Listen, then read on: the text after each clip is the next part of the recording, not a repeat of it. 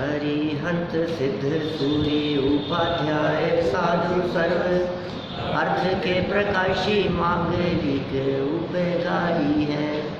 तिनको स्वरूप जाने रागते भई जो भक्ति काय को न माई स्तुति को उचारी है। धन्य धन्य तिन ही ते काज सब आज भये कर जोड़े बारे बारे वंदना हमारी है। मंगल कल्याण सुख ऐसो हम चाहत है। ओ मेरी ऐसी दशा जैसी तुम धारी है। ओ मेरी ऐसी दशा जैसी तुम धारी है। ओ मेरी ऐसी दशा जैसी तुम धारी है। बहुत लंबे अंतराल के बाद आज यहाँ क्षत्रिय चूड़ामणि ग्रंथ की चर्चा आगे प्रारंभ कर रहे हैं। बहुत कार्यक्रम रहे और सब सफलतापूर्वक संपन्न होने के उपरांत कल तक हमने अष्टानी का पर्व बहुत धूमधाम से मनाया। भगवान महावीर स्वामी की दिव्य ध्वनि को सुनकर जिन्होंने निर्वाण की प्राप्ति की उन महापुरुषों में एक नाम जीवनधर कुमार का भी है। जीवनधर कुमार चौथे काल में भगवान महावीर स्वामी के काल में ही हुए थे, जिनकी ये कथा हम पढ़ रहे हैं। शायद लगभग साल भर हो गया इसे चलते हुए। इसमें जहाँ तक चर्चा अपनी पीछे चली थी उसमें आपको ध्यान होगा जीवनधर कुमार सब छोड़ छाड़ कर निकल गए थे। छोड़ छाड़ कर उन्हें दीक्षा नहीं, जहाँ विवाह हुआ था वहाँ से निकल गए थे। जंगल में उन्होंने कुछ विश्राम किया। फिर कोई व्यक्ति उन्हें एक किसान मिल गया। फिर किसान को उन्होंने गहने वगैरह दे दिए, उसका उपकार किया, उसका उद्धार किया, उसको श्रावक के व्रतों वगैरह की बातें कही। फिर और आगे निकले। जब और आगे निकले तो कहीं विश्राम के लिए रुके जंगल में ही, और एक विद्याधरी वहाँ आ गई और उसने अपने हाव भाव से ऐसा व्यक्त किया कि मैं इस जंगल में अकेली हूँ और मुझे कोई उठा करके ले गया था और ऐसा ऐसा मेरे साथ में हुआ, तो आप तो सज्जन पुरुष दिखते हैं, आप मेरी रक्षा करें। तो जब ये बात वो कह रही थी कि इससे पहले कि कोई कदम ये उठाते, इनके कानों में कुछ आवाज़ पड़ी। ये कहाँ चले गई, कोई पुकारता हुआ उसे आ रहा था। वो आवाज़ सुनने मात्र से वो विद्याधरी तो भाग गई और वो व्यक्ति सामने आया जो उसका पति था। ठीक है, ऐसा जब हुआ तो सारी बात सामने आ गई। जीवनधर कुमार के सामने सारी बात आ गई। अब जीवनधर कुमार ने जब पूरी बात समझ ली तो उसको कुछ नहीं कहा, डायरेक्ट क्या कहता उसकी पत्नी के बारे में लेकिन जगत के जीवों की स्वार्थ वृत्ति के बारे में जरूर उसने बात कही। माने जीवनधर कुमार उस विद्याधर को जो अपनी पत्नी के ऊपर अत्यधिक विश्वास करके मोह में फंसा था, उसे उपदेश देने लगे। ये सब चर्चा चल रही थी और कई तरह से नीतिकारों के माध्यम से यहाँ उपदेश दिए गए। स्त्री का स्वरूप बतलाया, उनकी मायाचारी वृत्तियों की चर्चा की, ये सब बातें हुई। फिर जीवनधर कुमार के द्वारा दिए गए उपदेश का क्या परिणाम निकला, यह बात श्लोक नंबर 60 में कही गई है। देखिए आप, पेज नंबर है 350। शायद ये 60 वाला श्लोक हमने पढ़ लिया था, दोबारा पढ़ते हुए कुछ आगे बढ़ते हैं। पढ़ लिया था, कुछ ज़रूरत नहीं है। मैंने जैसे कुत्ते के पेट में घी नहीं पचता है, ये सब उदाहरण दे करके चर्चाएं की थी ना। अपात्र जीवों को दिया गया उपदेश भी कार्यकारी नहीं होता है। फिर बात कह दी थी तीर्थंकर ऋषभदेव के समौ शरण की कि मारीची को उपदेश दिया गया लेकिन वो असर नहीं हुआ, उल्टा कार्यकारी हुआ। ये सब बातें पढ़ चुके थे हम। देखिए, भले ही उपदेश का असर न होता हो, लेकिन तो भी उपदेश देने वाले को उपदेश देना नहीं छोड़ना चाहिए।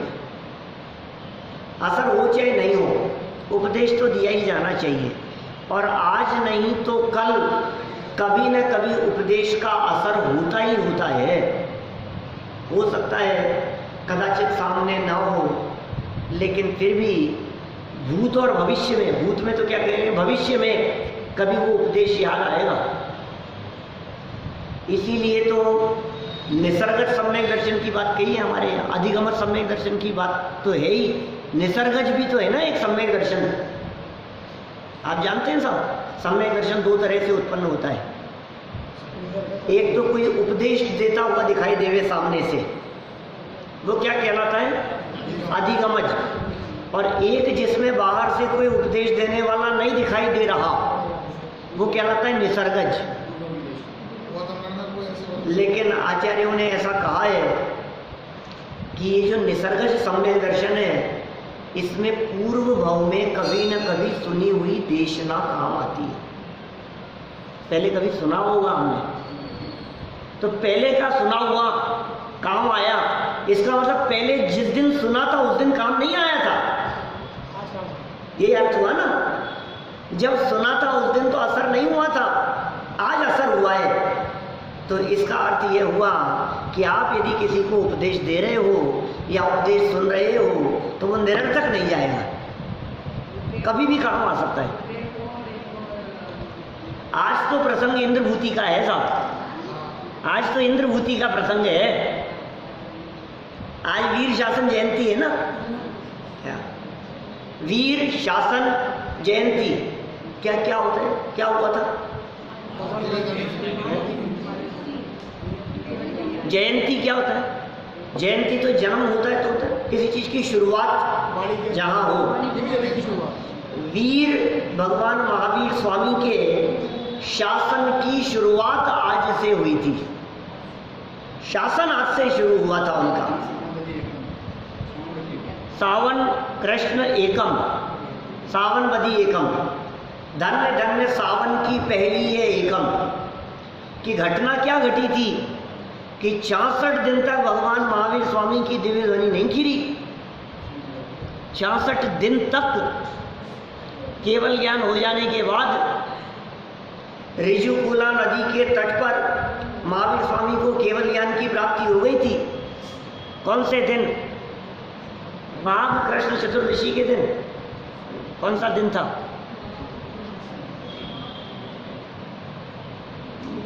माघ कैसे होगा?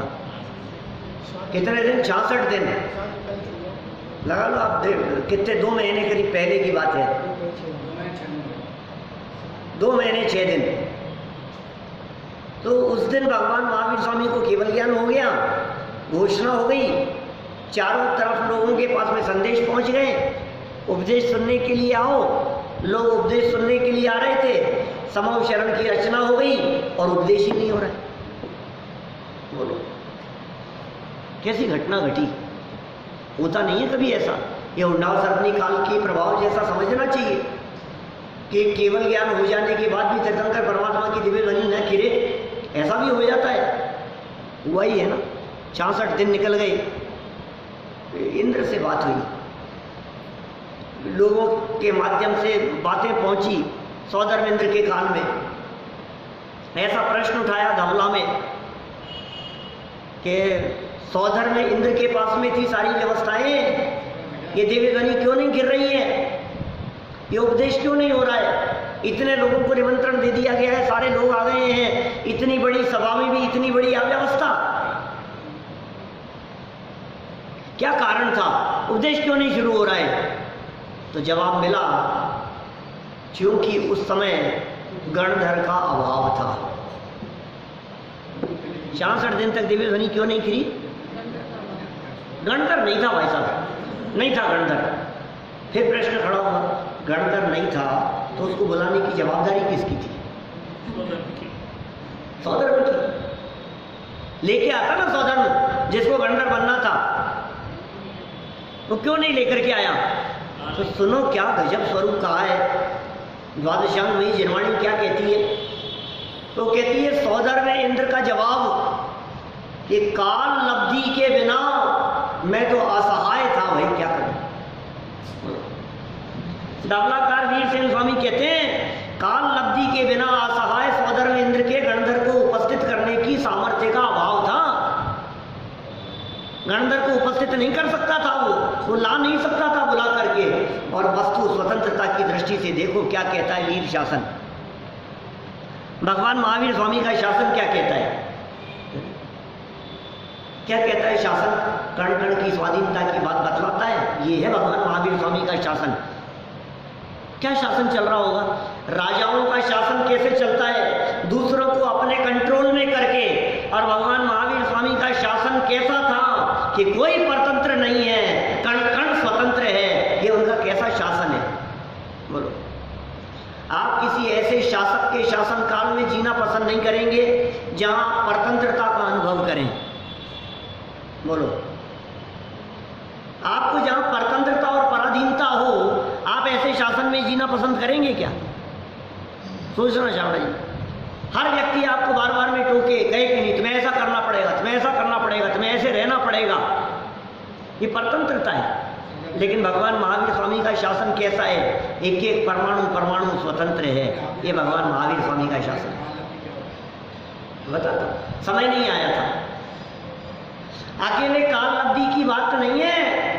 ये बात तो हमने होनहार और दिव्य ध्वनि की अपेक्षा से कह दी, लेकिन भाषा वर्णना के परमाणुओं की दिव्य ध्वनि रूप परिणमन करने की योग्यता भी तो नहीं पकी थी। सामने बैठे हुए असंख्यात देव, अनगिनती मनुष्य और अनगिनती त्रियंच, उनके भी तो ये जनवाणी की चर्चाएं, दिव्य ध्वनि की चर्चाएं कर्णेंद्रिय का विषय बनने का योग नहीं आया था। और तो और सौधर्म इंद्र के अवधि ज्ञान पर्याय का उस रूप परिणमन होने की योग्यता रूप काल नहीं पका था। कैसे हो जाता बोलो? अवधि ज्ञान का विषय वो गणधर कैसे बन जाता? आखिर उस पर्याय की भी तो स्वाधीनता है या नहीं है? कितनी स्वाधीन है वो पर्याय? अच्छा ये सब तो हो जाता, लेकिन इंद्रभूति के गणधर कर बनने की भी तो कुछ योग्यता पकेगी। उसका ग्रहित मिथ्यात्व मिटने का भी तो कोई काल पकेगा कि नहीं? कितनी जगह पर प्रसंग आपस में एक दूसरे से जुड़े हुए होते हैं। आपने तो कह दिया अकेला गणधर नहीं था।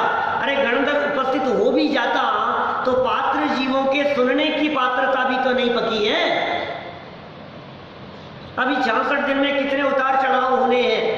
66 दिन में कितने लोग इस समव शरण वाली मोक्ष के लिए जाने वाली इस गाड़ी में चढ़ेंगे और कितने लोग उतर जाएंगे इस गाड़ी से।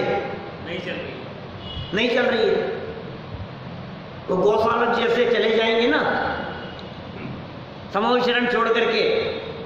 ऐसे भी तो लोग होंगे यहाँ जिनके हृदय में खोटा परिणाम आएगा। ऐसे भी तो लोग होंगे जिन लोगों का इन पिछले 66 दिनों में देहावसान हो गया होगा। क्यों साहब? इस 66 दिन में कोई मरे नहीं होंगे। 66 दिनों तक आने वाले उन देवों में से अनगिनती देवों की आयु पूरी हो गई होगी। 66 दिनों में से 10, 20, 25 दिन तक कोई नहीं आए तो कोई नए जीव भी और जुड़ गए होंगे। ऐसा भी तो हुआ होगा। या 66 दिन से रोजाना सभा वही लग रही थी, सेम लोग थे। कितनी कितनी बातें उससे जुड़ती है। देखो कोई बात नहीं, 66 दिन पूरे हुए, दिव्य ध्वनि खेलने का काल आ गया। सौधर्मेंद्र को भी विकल्प आ गया कि चलो भाई देखें जरा अवधि ज्ञान का प्रयोग करके कि कौन दिखता है ऐसा जो यहाँ दिव्य ध्वनि सुनने के लिए आएगा। ऐसा पात्र जीव जिसकी उपस्थिति होने पर भगवान की वाणी घिरेगी। वो गणधर बनने की योग्य जीव कौन दिखाई देता है? तो कौन दिखा? दिव्य जी कौन दिखा? महर्षि गौतम, इंद्रभूति गौतम, ब्राह्मण वो दिखाई दे रहे। इनको अवधि ज्ञान में दिखाई दे रहा है। और ये कैसे होगा? ये आदमी यहाँ आएगा, ये ग्रहित मिथ्यात्वी, ये धर्म नहीं समझने वाला, ये पात्र जीव इसकी पात्रता पकेगी कि हाँ भाई ऐसी होनार दिख रही है, मेरा अवधि ज्ञान तो यही कह रहा है। क्या करें? योजना बनाई दिमाग में, चलो चले। कहाँ चले? गौतम के पास। गौतम गणधर के पास नहीं, गणधर था कहाँ वो तो ब्राह्मण वेश में बैठा हुआ था। चलो चलते हैं उसके पास में। कि फिर क्या हुआ उसके पास जाकर के? किस वेश में चले? इंद्र नहीं, ब्राह्मण के वेश में। ब्राह्मण का वेश बनाया, वृद्ध ब्राह्मण का वेश बनाया, बूढ़े आदमी का वेश, सफ़ेद दाढ़ी, सर में सफ़ेद बाल, कमर झुकी हुई, हाथ में एक लकड़ी, और झुकते झुकते पहुंच गया उसकी सभा में, इंद्रभूति की सभा में। कौन? इंद्र, सौधर्म इंद्र। किसकी सभा में? महर्षि इंद्रभूति की सभा में 500 शिष्य बैठे हुए हैं सामने। 500 लोग बैठे हैं। इतनी बड़ी सभा, इतने शिष्य, रजिस्टर्ड शिष्य थे जो उसके द्वारा दीक्षित थे। उसके द्वारा दीक्षित 500 शिष्य थे। आप कल्पना करो 500 जिसके द्वारा दीक्षित शिष्य हो वो कितना बड़ा गुरु होगा। संस्कृत का प्रकांड विद्वान, और वो कोई अपने आप को कितना बड़ा समझता था। इंद्र पहुंच गए वहाँ ब्राह्मण के वेश में, श्लोक प्रस्तुत कर दिया। फिर क्या हुआ है? श्लोक प्रस्तुत करने के बाद में क्या हुआ इसका अर्थ जानना है। मेरे गुरु तो मौन धारण करके बैठे, इसका अर्थ जानना है। कौन सा श्लोक था? त्रैकाल्यम द्रव्य षटकम नवपद सहितम जीव षटकाय लेश्या पंचान्य चास्तिकाया व्रत समिति गति ज्ञान चारित्र भेदा इत्येतन मोक्ष मूलम त्रिभुवन मैत्री प्रोक्तम रद्रीशे। 4 लाइनें फटाफट धर दी उसके सामने। क्या बोले? इसका अर्थ जानना है। बाएं हाथ का काम था उसके लिए। इंद्रभूति के लिए अर्थ बतलाना बहुत आसान काम था। हाँ, संस्कृत की व्याख्या कर सकता था, 2 मिनट में अर्थ बता सकता था, लेकिन सोच में पड़ गया बताऊं कि नहीं बताऊं, कि कौन है, कहां से आया है, बताऊं कि नहीं बताऊं इसको। क्या समस्या थी? समस्या ये थी कि श्लोक का अर्थ तो बतला दूंगा, क्या विस्तार नहीं, अर्थ ही तो जानना है इसको। अर्थ बतला दूंगा। त्रैकाल्यम, काल 3 है, द्रव्य षटकम 6 द्रव्य हैं, 9 पद सहितम 9 पदार्थ हैं, पंच अन्य चास्तिकाय 5 अस्तिकाएं हैं। अर्थ बतला दूंगा मैं, लेकिन जैसे ही अर्थ बतलाऊंगा यदि इसने ये पूछ लिया कि द्रव्य षटकम 6 द्रव्य कौन से हैं, वो तो लिखा ही नहीं है, नहीं समझ में आई।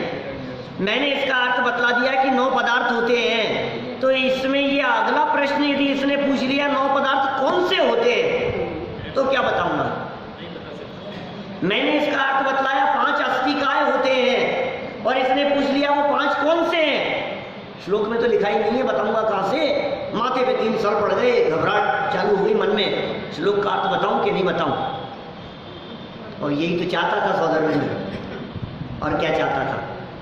तुरंत प्रश्न किया पलट करके, क्या बात है, संस्कृत के इतने बड़े विद्वान के पास से भी निरुत्तर लौटना पड़ेगा क्या? जवाब नहीं मिलेगा आपके वाल्मीकि। क्या बकता है? कहां से आया है तू? किसका शिष्य है? इस श्लोक कहां से लेकर के आया है? साहब मैं तो महावीर का शिष्य हूं। सोचो आप क्या हालत है। कदाचित नाम भी नहीं जानते थे महावीर का। पलट करके क्या जवाब दिया इंद्रभूति ने? बोले क्या जवाब दूं तेरे को? क्या जवाब दूं? तेरे गुरु के पास चलता हूं, उन्हीं से बात करूंगा।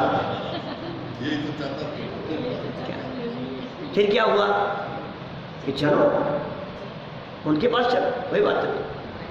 इंद्रभूति चल रहे हैं, इंद्र चल रहा है आगे ब्राह्मण के वेश में, बूढ़े आदमी के वेश में, पीछे चल रहे हैं इंद्रभूति, और इंद्रभूति के और पीछे चल रहे हैं उनके 500 शिष्य, और इंद्रभूति इस अभिमान में चल रहे हैं। श्लोक लोग तो एक तरफ धरा रहेगा, मुझे और मेरे शिष्यों को और इस समुदाय को जब इस भीड़ को देखेगा और ये मेरे शिष्य मेरी जय जयकार लगाते हुए चलेंगे, तो सामने वो जो भी होगा ना मेरे चरणों में आके पड़ जाएगा।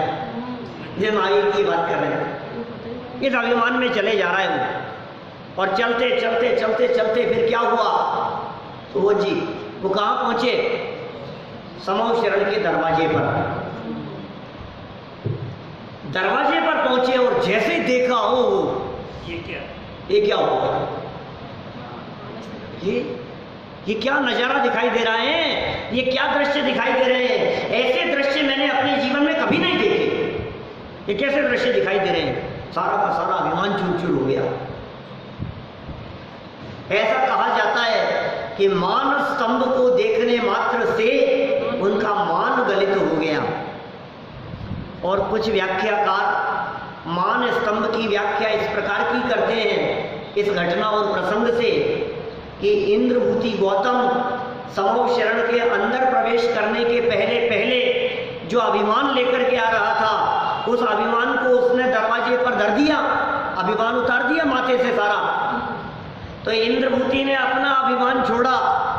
इंद्रभूति के जो शिष्य थे 500, उन्होंने सबने अपना अपना अभिमान छोड़ा वहां। तो मानो दरवाजे पर मान और अभिमान और मान का स्तंभ खड़ा हो गया हो, उसका नाम है मान स्तंभ। क्या क्या कह दिया, मान दरवाजे पर कोई चीज रखी तो छोड़ते छोड़ते छोड़ते छोड़ते ढेर लग गया उसका। तो किसका ढेर लग गया दरवाजे पर, अंदर जाने वाले सब अपना अभिमान छोड़ करके अंदर गए। तो फिर क्या हुआ, बाहर क्या हुआ कि मान का स्तंभ खड़ा हो गया। वो मान स्तंभ की ऐसी भी व्याख्याएं कई व्याख्याकार करते हैं। और फिर क्या था, अंदर चलते चलते महावीर भगवान से पहले मान स्तंभ नहीं बनते थे। वो तो समूह शरण की रचना है, तो क्या है, ये तो व्याख्याकारों की व्याख्या है। उसका एक अर्थ निकालने की पद्धति है। इसको हम ऐसा भी कह सकते हैं, वो मान स्तंभ इसीलिए उसका नाम मान स्तंभ पड़ा है क्योंकि उसके आगे कोई भी जीव अभिमान लेकर के नहीं जाता, इसलिए उसका नाम मान स्तंभ पड़ गया। अपने पुराने जमाने में जितने पुराने मंदिर दिखाई देते हैं उन सबके दरवाजे छोटे छोटे हुआ करते थे, गेट छोटे हुआ करते थे, हाइट उनकी बहुत कम हुआ करती थी। अंदर जाने वाला व्यक्ति कितना भी बड़ा आदमी क्यों नहीं हो, वो झुक के ही अंदर जा पाएगा। 3 लोग के नाथ के दरवाजे पे से अंदर घुस रहा है, वो अभिमान लेकर के अंदर कैसे जाए, वो गर्व और घमंड से कमर टेढ़ी करके ऐसे कैसे जाए। तो उसे तो कमर झुका के ही जाना पड़ेगा, सर झुका के अंदर प्रवेश करना पड़ेगा। अंदर चले, फिर क्या दृश्य दिख रहे हैं। अभी उपदेश नहीं हुआ भगवान महावीर स्वामी का, अभी वाणी लिखी रही है, अभी वीर शासन जयंती का प्रारंभ नहीं हुआ है। ये तो वीर शासन जयंती की भूमिका चल रही है। अभी तो क्या था, अभी वीर शासन जयंती शुरू नहीं हुई है, क्योंकि अभी तो इंद्रभूति गौतम वो तो कपड़े पहने, वस्त्राभूषण वो है भी तो उसके पास में, साधु के वेश में। लेकिन देखा उसने, अरे मैं अपने आप को इतना बड़ा गुरु समझता था, 500 शिष्य थे, और यहाँ देखता हूं तो देवलोक बैठे हैं। ये किसकी सभा में आ गया उन्हें, असंख्यात देवलोक बैठे हुए हैं, अनगिनती त्रियंच बैठे हुए हैं, अनगिनती मनुष्य बैठे हुए हैं। ये कैसा माहौल दिखाई दे रहा है, ये पशु पक्षी बैठे हुए हैं यहाँ पर। ऐसा नजारा उसने कभी नहीं देखा अपने जीवन में। वहीं गाय बैठी हुई है, वहीं हिरण बैठे हुए हैं, शेर भी वहीं बैठा हुआ है, सर्प वहीं बैठा है तो नेवला भी वहीं बैठा हुआ है, कुत्ता बैठा हुआ है तो बिल्ली भी वहीं बैठी हुई है। बोलो, बैर विरोध को छोड़कर, शत्रुता को छोड़कर, दुश्मनी को छोड़कर, जाति से जो विरोधी दिखाई देते हैं, ऐसे जीव विरोध को छोड़ करके वहां एक साथ बैठे हुए हैं। एक ऐसा दृश्य दिखाई दे रहा है। 6 उड़ती हुई फूल फलती फूलती हुई दिखाई दे रही है, मंद सुगंधित पवन बहती हुई दिखाई दे रही है, निष्कंटक भूमि दिखाई दे रही है। और फिर क्या हुआ, जब दृष्टि पड़ी प्रभु जी तुम पर, मुझको स्वभाव का भान हुआ। ये सारे कैसे कैसे नजारे देख रहे हैं उसको। कहीं न कहीं जाति स्मरण ज्ञान हुआ, जाति स्मरण ज्ञान हुआ, मान बाहर रह गया, दर्शन मोह छूट गया, मिथ्यात्व चला गया, सम्यक दर्शन की प्राप्ति हो गई। गुणस्थान चढ़ते जा रहे हैं, कपड़े उतरते जा रहे हैं,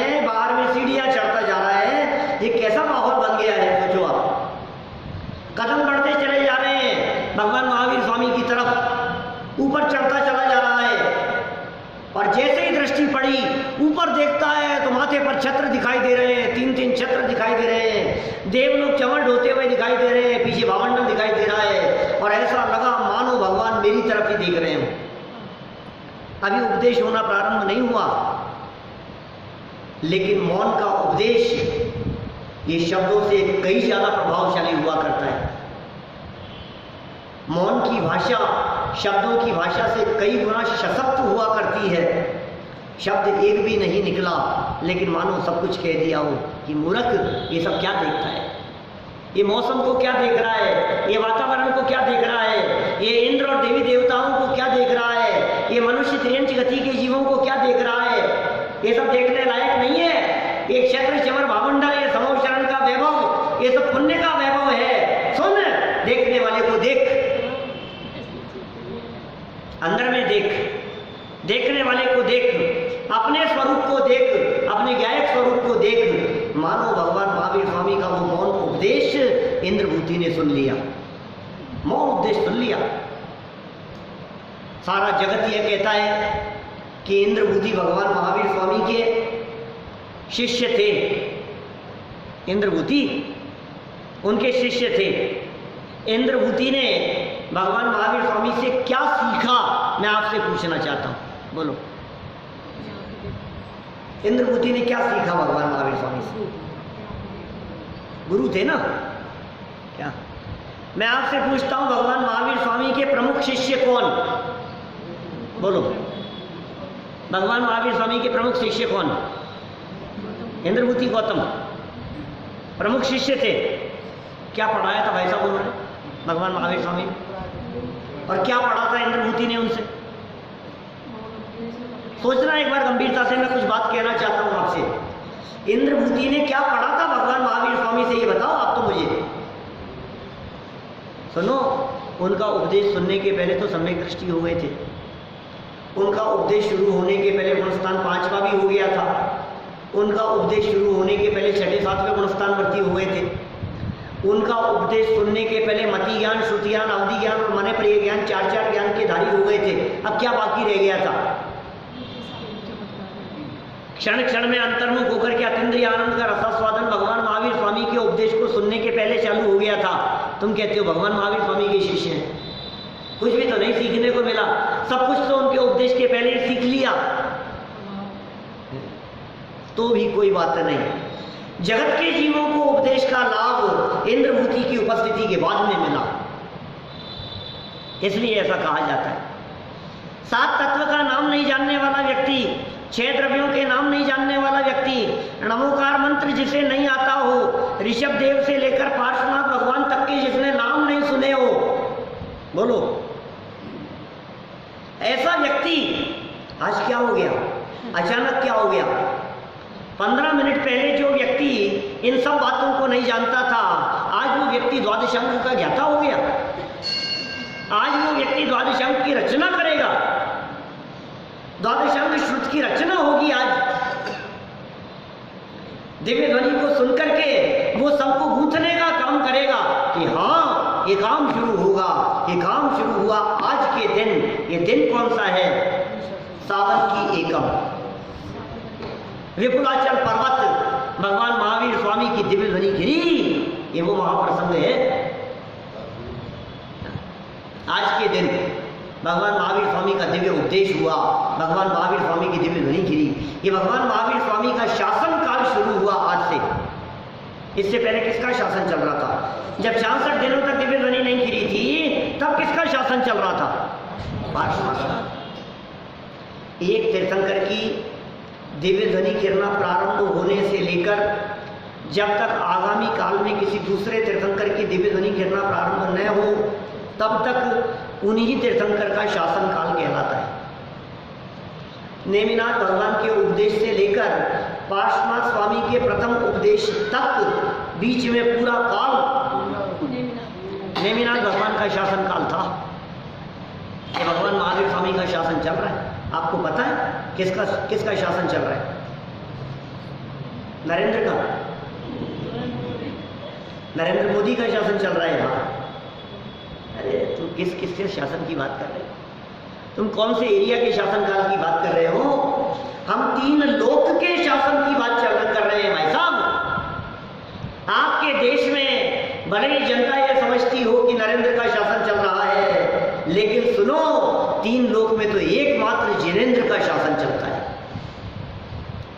नरेंद्र का नहीं, जिनेंद्र का शासन चलता है। वे तीन लोग के नाथ हैं, ये भगवान महावीर स्वामी। कि क्या परिवर्तन हुआ भगवान महावीर स्वामी का शासनकाल लागू होने के बाद? नरेंद्र मोदी का शासनकाल शुरू होने के बाद में क्या हुआ? बोले नोटबंदी हो गई, बोले इतने इतने परिवर्तन हो गए, इतने इतने बदलाव कर दिए गए, जीएसटी लागू कर दी गई, कितने तरह के परिवर्तन कर दिए उन्होंने। इतने से ज़्यादा कैश नहीं रख सकोगे, ये 2 नंबर की इनकम इतनी ऐसे नहीं होगी, ये सब बंद हो जाएंगी, सारे काले काम बंद हो गए। क्या क्या शासन में परिवर्तन हुए ना। अब सुनो, भगवान महावीर स्वामी का शासनकाल शुरू हुआ तो क्या परिवर्तन हुए ये बताओ। जब शासनकाल चालू होता है तो सब परिवर्तन हो जाते हैं, पता है आपको। जब शासन बदलता है ना भाई साहब, तो पहले जिसका शासन चल रहा था अब वो शासन बदल जाता है। पहले जितनी नीतियां चल रही थी पिछली गवर्नमेंट के द्वारा, अब जब शासन बदल गया तो पुरानी सब रुक जाती है, पुराने काम रुक जाते हैं, पुरानी नीतियां बदल जाती है और नया शासन शुरू हो गया। अब नई नीति बनेगी, नया साम्राज्य चालू होगा। आज से भगवान महावीर स्वामी का शासनकाल शुरू हो रहा है, नया साम्राज्य। ये क्या घोषणाएं हुई भगवान महावीर स्वामी के शासन में कि सुनो, अब तक मिथ्यात्व का शासन चला करता था, अब तक कुमति का शासन चला करता था। अब उस मिथ्यात्व और कुमति के शासन काल में चलाई गई सारी खोटी वृत्तियां वे सब बंद कर दी जाएंगी। अब अन्याय, अनीति और अभक्ष्य इनके सेवन पर रोक लगा दी जाती है। ये भगवान महावीर स्वामी के शासन काल में ये घोषणाएं हुई। एक द्रव्य दूसरे द्रव्य के ऊपर अपना अधिकार जमाया करता था, लेकिन आज से भगवान महावीर स्वामी का शासनकाल शुरू हुआ तो ये घोषणा हुई कि है सब द्रव्य स्वतंत्र, जगत में कोई ना किसी का। ये भगवान महावीर स्वामी का शासन है। कण कण की स्वतंत्रता की चर्चा आज तक बहुत लंबे काल से भगवान पार्श्वनाथ स्वामी की दिव्य ध्वनि गिरने के पश्चात जब कुछ काल का ज्यादा अंतराल हो गया तो क्या चालू हो गया? बीच में पुण्य में धर्म मानना शुरू हो गया। लेकिन आज फिर भगवान महावीर स्वामी ने शासन की बागडोर संभाली और क्या घोषित किया कि सुनो, इस पुण्य में धर्म नहीं है, इस शुभ भाव में धर्म नहीं है, ये पुण्य भी पाप के समान है, ये व्रताधिक बाह्य क्रियाएं जड़ की क्रिया मात्र है, इनमें अटक करके मत रह जाना, इनमें उलझ करके मत रह जाना, धर्म कुछ और है। अब तक पाप की नीतियां चला करती थी, अब धर्म की नीति की स्थापना हुई। ये वीर का शासन, कैसी चर्चाएं करेंगे बोलो। सारी बातें पुराने जितने काले धंधे चला करते थे सब बंद कर दिए ना इस गवर्नमेंट ने आने के। अब देखो ये जो गवर्नमेंट काम कर रही है, नया शासन चलेगा तो क्या होगा बोलो। रावण के शासन में जो कुछ भी काम होते होंगे, जब रावण के देहावसान पूर्वक लक्ष्मण का शासनकाल शुरू हुआ तो क्या वही रीति नीति चलती होगी? क्यों साहब? नया व्यक्ति आएगा तो नया काम करेगा ना। आपको यदि अध्यक्ष बना दिया गया तो फिर यही कहा जाएगा ना कि आपके शासनकाल में क्या हुआ, आपके कार्यकाल में। उसे कार्यकाल कह दो, और जहां अपनी सब कुछ चलती हो उसे शासनकाल कह दो। ये तो भगवान महावीर स्वामी के शासनकाल की चर्चा चल रही है।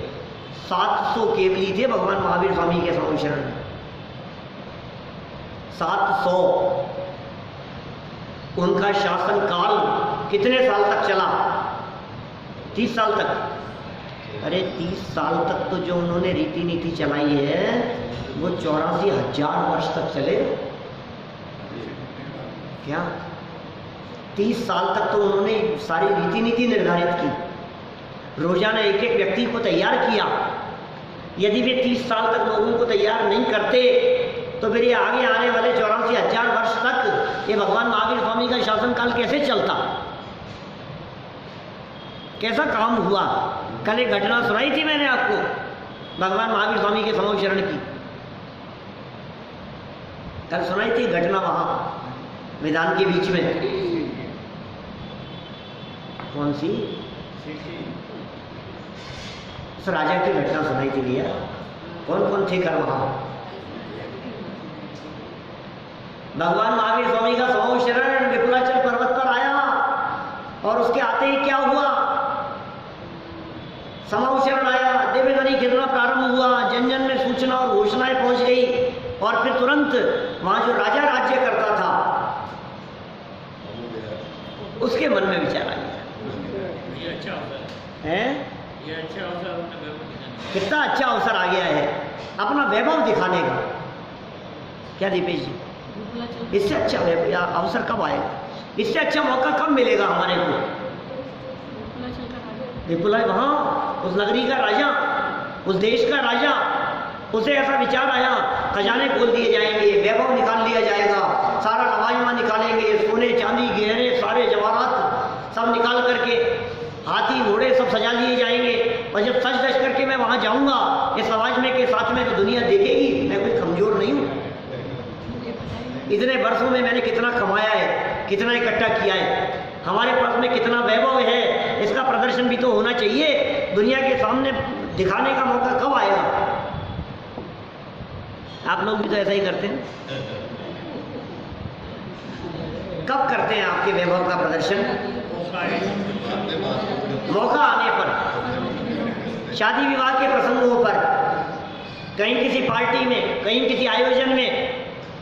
और यदि वर्षों से आपके इस तरह का कोई आयोजन नहीं आया हो, शादी विवाह आदि का आपके घर में कोई प्रसंग न बना हो तो कोई बात नहीं, क्षमावाणी के दिन सही,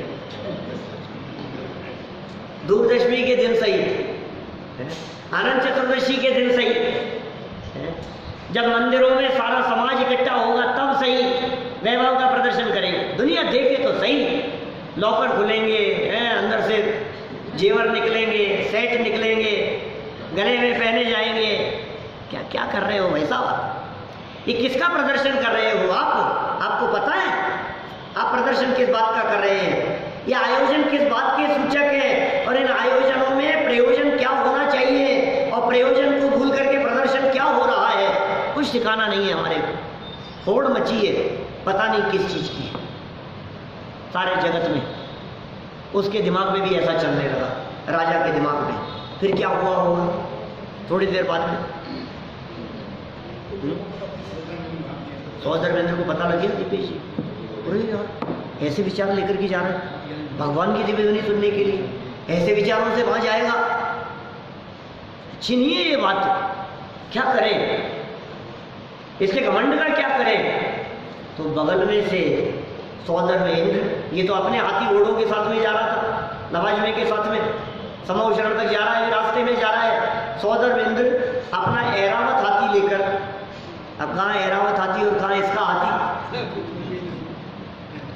ऐरावत हाथी और ऐरावत हाथी के साथ साथ में अपना सारा वैभव, सौधर्मेंद्र का वैभव, वो वैभव और नवाजमे के साथ में उसके बगल से निकलने लगा। फिर क्या हुआ होगा? हैं? अब आया हूं पहाड़ के नीचे, सारा अभिमान चूर चूर हो गया, पानी पानी हो गया, काटो तो खून नहीं, कैसी दशा हो गई उसकी। अब देखो तो हालत खराब दिखाई दे रही है। अरे यार मैं तो ये बेचारा, इसके सामने तो अपन तो कुछ नहीं है। अब दुनिया देख करके क्या कहेगी? इसका तो कुछ नहीं है, ये देखो इनके पास में कितना है। बेचारा क्या करे, पानी पानी हो गया। भगवान महावीर स्वामी के समूह शरण में पहुंचा।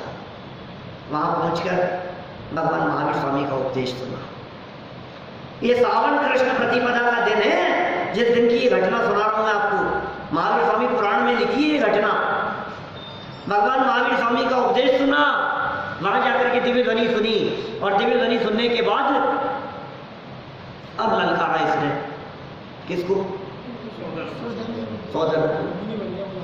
अरे सौधर, कहां है तू? सामने आ। तूने मुझे मान में पराजित कर दिया, तूने मुझे वैभव में पराजित कर दिया, तूने मेरा अभिमान और घमंड चूर चूर कर दिया। कोई बात नहीं, वहां तो मैं पराजित हो गया, लेकिन आज मैं भगवान महावीर स्वामी के समूह शरण में ये जैनेश्वरी दीक्षा अंगीकार करने जा रहा हूं। तेरी हिम्मत हो तो इसमें पराजित करके बता। बोलो फिर क्या हुआ होगा? बोलो ढोलिया जी। चरणों में आ गया। बोलो, संयम के आगे ये जग का सारा जड़ वैभव ये सब पराजित हो गया। क्या चरणों में आकर के पड़ गया, इसने दीक्षा ली और उन्होंने अपना मुकुट इनके चरणों में धर दिया। क्या ये जैनेश्वरी दीक्षा, इस दीक्षा की बराबरी नहीं की जा सकती है। ये सारा का सारा वैभव ये धूल और मिट्टी के समान है, कुछ कीमत नहीं है इसकी। ये आत्मा के वैभव के आगे, ये संयम के वैभव के आगे, ये जड़ धन का वैभव ये कुछ नहीं है, कुछ मायना नहीं रखता है। और मानो वो सौदर इंद्र कहने लगा कि ओहो भैया, ये मनुष्य देह ये गजब की है, हम संयम धर नहीं सकते, संयम धारण करने की पात्रता नहीं है, संयम अंगीकार करने की सामर्थ्य नहीं है हमारे में। ये सामर्थ्य तो मनुष्य गति के जीवों में दिखाई देती है। हमारा सारा वैभव ले लो और हमें ये मनुष्य पर्याय दे दो, नहीं मिल सकता। क्या करें? बोलो, क्या घटना घटी? क्या क्या सुना होगा उसने भगवान महावीर स्वामी के शासन में, उस दिव्य ध्वनि में? सारा अभिमान चूर चूर हो गया। आखिर क्या आया होगा उस दिव्य ध्वनि में? क्या आई होगी वो चर्चाएं जिससे सुनकर के जीवन बदल गया, जिससे सुनकर के वो वापस गया ही नहीं अपने घर पे, जिसे सुनने के बाद दीक्षा लेने का परिणाम आ गया? ऐसा क्या उपदेश हुआ होगा? ऐसा क्या वाणी में आया होगा? क्या बातें कही होगी? यही बताया होगा कि एक मंत्र देता हूं तुम इसका जाप करना, तुम्हारे खूब बिजनेस बढ़ेगा। ये बताया होगा भगवान महावीर स्वामी ने। रत्न दिए होंगे, कुछ राशियां और उनके फल बताए होंगे। क्यों? मंत्र तंत्र और साधना की बात कही होगी, ये बताया होगा, आशीर्वाद दिया होगा कि तुम्हारे घर में सुख शांति रहे। यार कोई बात नहीं, तुम तो मेरे पास में आए हो रोजाना कल से। ये यही सिखाया होगा महावीर भगवान ने। देखो रोजाना अटेंडेंस लगाऊंगा मैं, तुम्हारा नाम ऐसे ही नहीं ले रहा हूं सभा में, इसलिए ले रहा हूं कि तुम रोज आओ। क्या कहा होगा? बुलाया होगा? अरे बुलाया नहीं, आने वाले शिष्यों को भेज दिया भगवान महावीर स्वामी। भगवान महावीर स्वामी के समूह शरण में असंख्यात जीव दिव्य ध्वनि सुनने के लिए आए और भगवान महावीर स्वामी रोजाना ये कहते रहे कि मेरे पास आने की जरूरत नहीं है, अपने आप की शरण में जा। बोलो, क्या उपदेश दिया होगा? जग को दे दी जग की निधियां, दिन रात लुटाया करते हो सम सम की अविनश्वर मणियां। ये क्या उपदेश दिया होगा उन्होंने? बोलो, क्या संदेश दिया होगा? कैसे स्वतंत्रता का मार्ग बतलाया, कैसे संयम का मार्ग बतलाया, कैसा साधना का मार्ग बतलाया कि सुन, बाहर में पंचेंद्रीय विषय भोगों में सुख नहीं है, सुख तेरे भीतर भरा हुआ है, सुख तेरे स्वभाव में भरा हुआ है, तू स्वयं आनंद की खान है। और सुन, तेरे में इतनी सामर्थ्य है कि तू मेरा शिष्य नहीं, मेरा भक्त नहीं, मेरे बगल में आकर के बैठे, तेरे में इतनी सामर्थ्य है। लेकिन देखो, जिसकी होनहार वली हो वही सुन पाता है, जिसकी होनहार वली हो वही समझ पाता है। कौन समझे? पूरे भगवान महावीर स्वामी के 30 वर्ष के उपदेश के काल में मात्र 700 जीव ऐसे हुए जिन्हें केवल ज्ञान की प्राप्ति की। सिर्फ 700 व्यक्ति जो भगवान महावीर स्वामी का उपदेश सुनकर के भगवान महावीर जैसे बन गए। 700 लोग हो गए ऐसे, कम नहीं होते वैसे 700 ही। छोटे काल, चौथे काल, थोड़े काल, 30 साल के काल, 30 साल के पीरियड में 700 लोग। मुनि नहीं, मुनि तो अनगिनती हो गए थे, साधक तो अनगिनती हो गए थे। सम्यक दर्शन की प्राप्ति तो मानो कितना अपन संख्या में नहीं उसको बांध सकते हैं, इतने जीवों को सम्यक दर्शन की प्राप्ति हो गई। यहाँ तो भगवान बनने की बात चल रही है। भगवान महावीर स्वामी का उपदेश सुनकर के भगवान महावीर जैसे बन गए। ये है वीर। अंदर से वीरता का पुरुषार्थ जागृत हो, ये वीरता का पुरुषार्थ जगाया उन्होंने। ये था वीर का शासन, जन जन को वीर बना दिया। ये था वीर का शासन। तुम कमजोर नहीं हो, तुम स्वयं महावीर हो। ये था महावीर का शासन।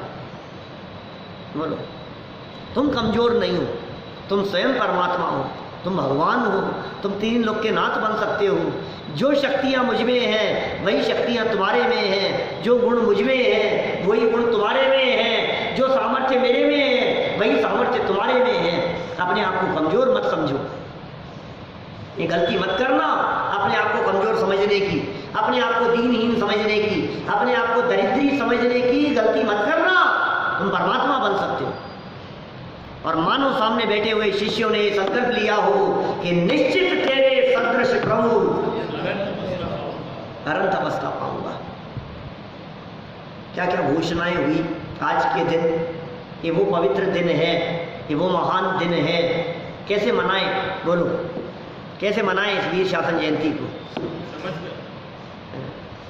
समझकर, उस उपदेश को समझकर। आज भगवान महावीर स्वामी का उपदेश हुआ, आज से भगवान महावीर स्वामी की दिव्य ध्वनि प्रारंभ हुई। ये बहुत प्रसन्नता का विषय है, ये बहुत आनंद का विषय है। लेकिन किनके लिए आनंद का विषय है? जो सुनेंगे उनके लिए आनंद का विषय है, जिसको सुनना ही नहीं हो।